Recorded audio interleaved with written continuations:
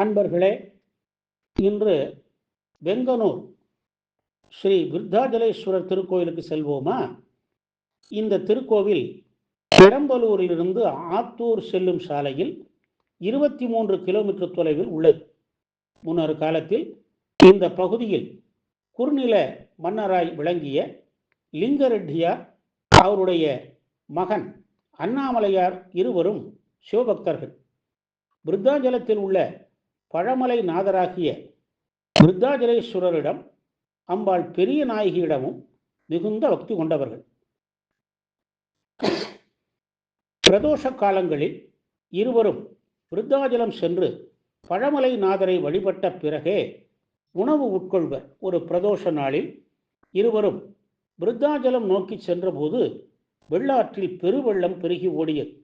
மனம் நொந்து போனவர்கள் தான் சிவபெருமான் மீது கொண்ட பக்தி உண்மையானால் நதி விலகி வழிவிடட்டும், இல்லையெனில் தன்னுடைய உயிரை மாய்த்து கொள்வதாக சபதம் பூண்டார். இறை அருளால் பெருகி வந்த வெள்ளம் வடிந்து கணுக்கால் அளவு நீரோடு மறுகரை வரை வழிவிட்டது. மனமகிழ்ந்த லிங்கரெட்டியார் மகனுடன் விருத்தாஜலம் சென்று பழமலைநாதரை வழிபட்டு விரதத்தை முடித்தார். அன்றிரவு அங்கேயே உறங்கினார்.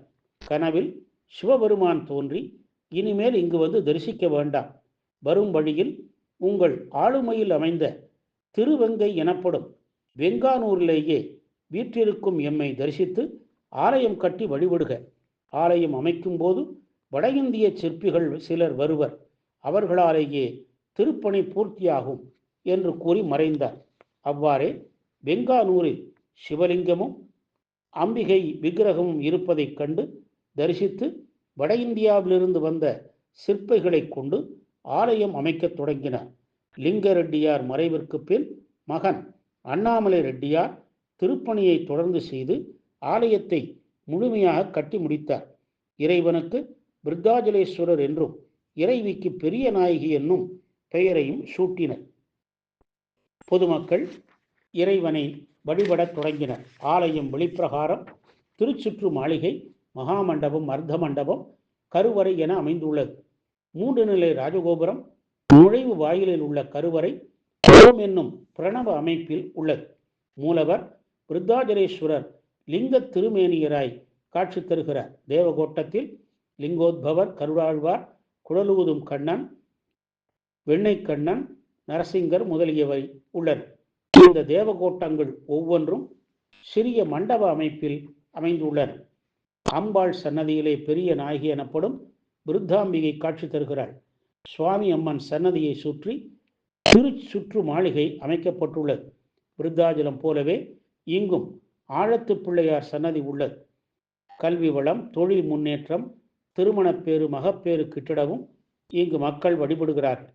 தமிழ் வருடப்பிறப்பு, விநாயக சதுர்த்தி, தைப்பூசம், மகாசிவராத்திரி, கார்த்திகை, சங்கடகர சதுர்த்தி, பிரதோஷம் போன்றவை இங்கு விழா நாட்கள். தலவிருட்சம் வன்னிமரம். இம்மரத்தடியில் மும்மூர்த்திகளும் விநாயகரும் உள்ளனர். ஆலயத்தில் உள்ள தூண்களை தட்டினால் வெண்கல ஓசை எழும்.